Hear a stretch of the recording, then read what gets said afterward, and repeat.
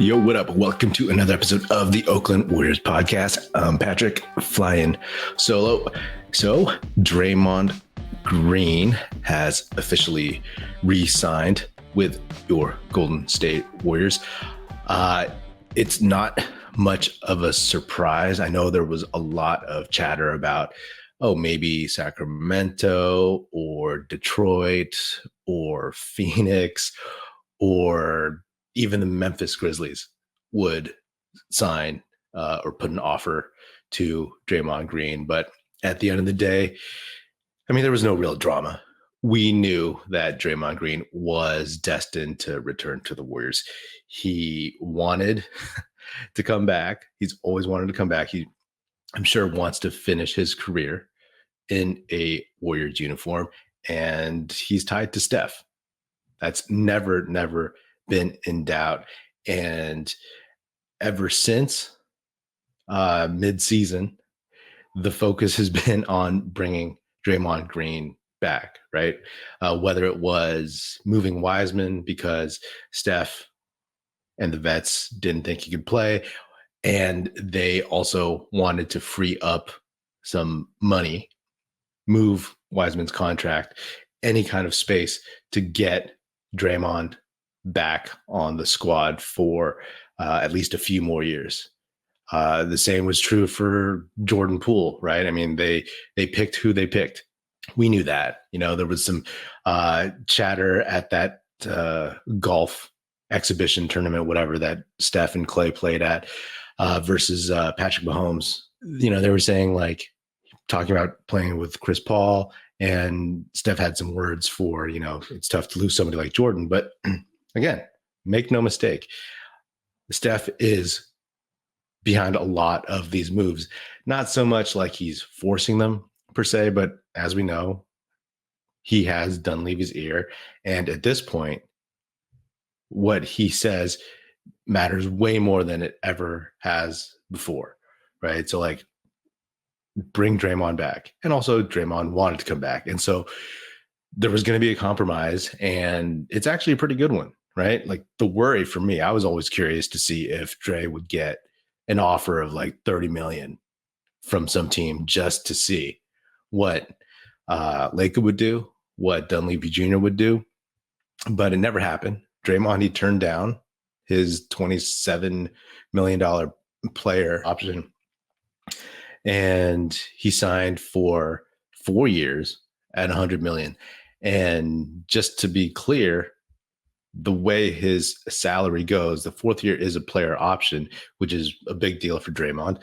But the first year, this coming season, is at just over 22 million. And then the next season is 24 million. The third season is just a shade under 26 million. And then that fourth year player option is at about 27.7 million. So that's great for Draymond. I mean, we always knew this is what happens actually with these vets who want to stay somewhere, right? We always knew that the play was going to be, you know, instead of, taking that 27 million, that the idea was he would get less per year, but more guaranteed money potentially for a longer period of time.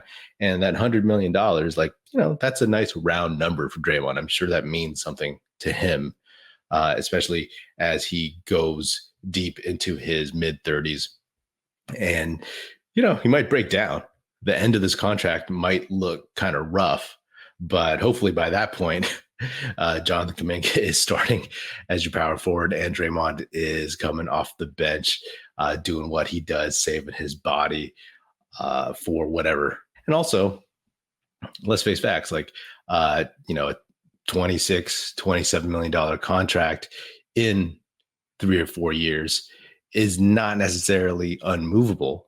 I mean, we've seen with Russell Westbrook and your own Chris Paul that anything could get moved to any team who's looking just to clear space or get a vet for some of their young guys. I mean, there's so many promising young teams around the league. In a few years, would they take a flyer on Draymond if they had the cap space and they wanted some veteran leadership, etc., coach on the bench type thing? So it's not necessarily terrible, but it's good for the Warriors because it reduces all the luxury tax, salary cap stuff, tax bill stuff this coming season, and then even the following season, right? Still under 25 million. And, we'll see what happens in a few years. But again, Draymond gets what he wants, more security, longer term, and his contract, 4 years. Steph has what, like 3 years left? So we'll see how this all really, really plays out. But again, this is not a surprise. I know there was a lot of chatter, but that's just what happens at this time of the year. There's a lot of podcast talk, a lot of blog write-ups, a lot of hypotheticals of, what would happen if. But at the end of the day, those are just a bunch of fun thought exercises because Steph wanted Draymond back. Draymond wanted to come back. The Warriors wanted him back. So they're going to figure that out somehow, some way. And, good for him. He's back to where he was. I mean, it's crazy to me because if y'all recall, after the Jordan Poole punch, Jordan Poole and Andrew Wiggins got their contracts. They got locked up. And there was talk, Draymond didn't get his extension. There was talk about like, maybe he moves on. Maybe this is it. Maybe the Warriors part ways with Draymond because of all this. And to be honest, it was like, okay, let's see if somebody can step up and replace him. Let's see if a combination of, at the time, Jonathan Kuminga, James Wiseman could, progress far enough to make Draymond Green expendable. And of course, that wasn't the case. And then also, just at a certain point, Steph was like, no, I want Draymond back. So, it's not so much that Draymond fought his way back, but it's like, you know what, Steph, Kerr, the vets, whatever, they were just like, this is what we want. And you should honor what we want. And of course, it feels like the front office was eventually on the same page. Lacob traded Wiseman. He traded his prize draft pick. Hey, that was a compromise for Lacob to some extent. And just like the Jordan Poole move, the Chris Paul bringing him over with his contract stuff and his expiring or his non-guaranteed second year, and moving Patrick Baldwin Jr., Ryan Reynolds, all that stuff. A lot of this gives the Warriors, it reduces their luxury tax, and also it gives them a ton more flexibility, plain and simple. They've done a really, really good job. I actually really like what's happening. Like they've done a great job of doing two things: going all in to win now as much as possible, and also maintaining that flexibility going into next season to get under that second apron, to not be so punished by the new CBA, right? This Draymond deal saves the Warriors like $43 million in taxes. And then also it's like Klay Thompson, right? It's like he had said, or at least it was floated out. It wasn't him who said it, like during the playoffs, that he wanted something close to the max. I don't know if that was real. I don't know if that was his agent or whatever, but that's not going to happen because his max is like above $40 million. And, I was texting some friends and I was like, what would you get Klay back at? And they were like, something close to Draymond, 25 to 30. And me personally, I was like, oh, wow, that'd be a minor miracle because I just don't know if Klay would be down for that.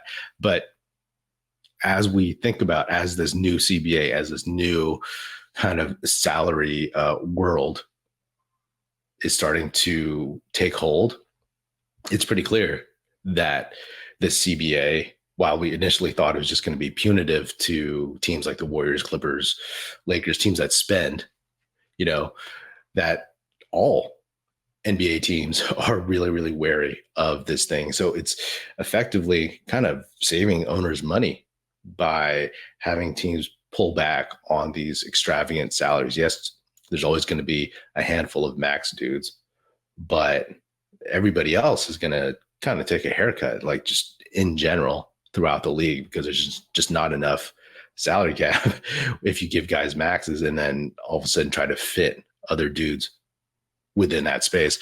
So I think with Klay, I mean, it started off with Andrew Wiggins, right? That he took less than he was making on his previous contract that he had signed with the Timberwolves to stay with the Warriors. Security, longer term, he likes playing here. Draymond took security, longer term, likes playing here. And then Klay, what will he do? Of course, a lot of this all depends. I mean, all of it depends on how the season goes, right? Does the Chris Paul thing work? Do guys stay healthy? Does Klay, does he look like he did this past season, which was pretty good? Or does he look like he did in the playoffs, which was really bad? So what is that worth?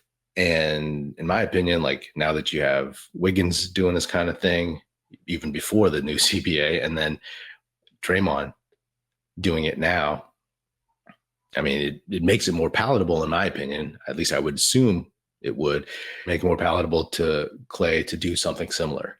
Maybe he also takes a slightly longer contract, less money per year, but something more guaranteed. And I'm all for dudes trying to get as much as they can. But hey, the Warriors maxed him out when he tore his ACL. And, of course, they didn't know he was going to tear his Achilles, but still, he got paid for a long time with that. So it's not like he hasn't made his money, but just the realities of the market are going to be really, really interesting next season. Like, who's going to want to pay Klay a max deal for several years as he's approaching his mid-30s? I mean, to be honest, especially with teams that are so young, you know what I mean? Because I'm sure they would just look at him as a, as a three-point gunner. But are you going to pay somebody like that who is not who he was on the defensive side? So he's becoming more and more specialized as the years go. Are you going to pay somebody like that, $40, $35 million? I doubt it. So, if they can get Klay to come in somewhere in this 25, 30 range, then I would be really, really, really impressed. I mean, he's always made more money than Draymond. Can he come down to Draymond's number? We'll see. We'll see. I mean, I think a lot of it, again, is just how the season goes. If the season explodes, then maybe, the front office just wants to move on. Maybe it's not even a question, but if they make the finals, win a title, or get close, have some bad breaks here and there, then, maybe there's a way to bring it all back together.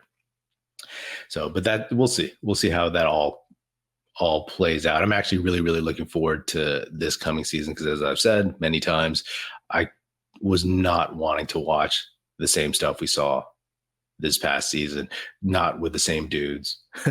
Couldn't run out all the same guys. But I'm liking how this roster is starting to look. I think, obviously, the Warriors need some bigs. Dario Saric is the name that recently, as of Friday, was tied to the Warriors, that they're focusing on him, that it is potentially likely. It's not official, but that would be perfect. I think that adding him, I mean, he's similar to Bielitsa, but he's actually better and he's younger. He is injury prone, but he's only 29 years old. Maybe that's why we all thought he was older than that or something, but he's a 39% 3-point shooter. And that's what the Warriors need. They moved off of Patrick Baldwin Jr., of course, and who knows if Kerr would have played him this coming season. But with Saric, then, they're looking pretty solid. My ideal thing would have been getting Saric and someone like Mason Plumlee, but I think the Clippers, I did some reading on this, and it looks like the Clippers want to keep him potentially, and I don't know if he would sign for the minimum, but still, just, humor me. It's like, just to get somebody that's a big bruising body. And Mason Plumlee, dude, average what, like nearly 12, 10, and 4, playing 29 minutes a game for Charlotte. Obviously, he wouldn't play that many minutes for the Warriors, but still, somebody with that ability, and, somebody that could play potentially with Chris Paul just as more of a methodical, slower footed player, could play in that Chris Paul type of offense in his minutes. but I don't think he's going to be available much. And, when you look at the Warriors centers during this dynasty, there's kind of like three archetypes, right? There's the Bogut type, there's the JaVale McGee type, and actually more just recently, the Bielitsa type. So Bielitsa, obviously the less physical stretch big. Patrick Baldwin Jr. was maybe in that vein. And then Bogut, the more physical, like Zaza types, the David West types. And then you have the JaVale McGee types, the rim runners and whatnot. I guess in a way, Wiseman was that, Damian Jones. So, those are the three that the Warriors have had in the past to varying degrees of importance. And for me, it's like if you can get a couple dudes to be, two of those three, then I'd be personally happy. I think they're fine at guard. I think they're fine at wing. I mean, assuming you get the proper playing time and development from Kuminga and Moody. And if we see the best versions of each of them, the best version of Kuminga being the regular season version from November to March and April, and then Moses Moody, the best version of him was the one we saw in the playoffs, then I think we're okay on the wing. And with bigs, that's where we just need to fill in gaps because Draymond and Kevon Looney, I mean, props to Looney for playing 82 games 2 years in a row. But I mean, you play the law of averages, probability with both those guys as they take poundings, as they get older. And, I don't assume that they're going to make it through full seasons any season. And to me, again, that's a minor miracle that they keep doing that, and I'm looking at this roster, and if they sign someone like Saric, you can make the argument that the Warriors the healthy version of this Warriors team with Saric is potentially already better than the 2022 team, the finals team, the title team, arguably, right? Because if the core is still kind of at the height of their powers, if Klay hits all those threes that he did this past season, if you place Jordan Poole with a reasonably healthy Chris Paul, none of these guys can play all 82 games. I mean, Looney's going to try. Wiggins might. But at the end of the day, with improvement from some of the younger dudes, this team could be already better with him, with Saric. So we'll see. We'll see how this all goes. But again, the big news is Draymond re-signed, and the Warriors are going to keep moving forward with their core, which is what honestly everybody at this point probably wanted and expected. You know what I mean? Like, he wasn't leaving, and all that drama was just to get clicks. But I'll be honest too. Like, I really like what Mike Dunleavy's done so far. He's got a little bit of Michael Corleone to him, if you know what I mean, from The Godfather. I think that whole thing with saying in his introductory press conference that he wanted to keep Jordan Poole and then actually trading him. I mean, those talks were already going on about moving him. That idea was already floated out there to Steph and the vets. And, he made that move. So I like what he's doing. He's done a great job of, like I said before, making them a win now team so far, but also, keeping options open for next season in case everything goes to hell, or if they want to keep moving forward with some of their older veterans. And that's why, I like this deal with Draymond. And then I am optimistic about Klay's future in terms of if he's going to end up playing his whole career with this squad and going out with, Steph and Dre. And a lot of people were talking about how, Draymond, get rid of him. We could talk about hypotheticals, but we just knew that was not going to happen, whether someone can't forgive Draymond for punching Poole, or if you just wanted to move off him before he fully fell off a cliff. That wasn't going to happen. You know what I mean? They moved Wiseman so that they could potentially keep him. They got rid of Poole They got Chris Paul. You're not going to do all that if Draymond is not a top priority. So again, fun thought exercise, but it was written in stone pretty much that Draymond was coming back. Anyway, that's all I got for now.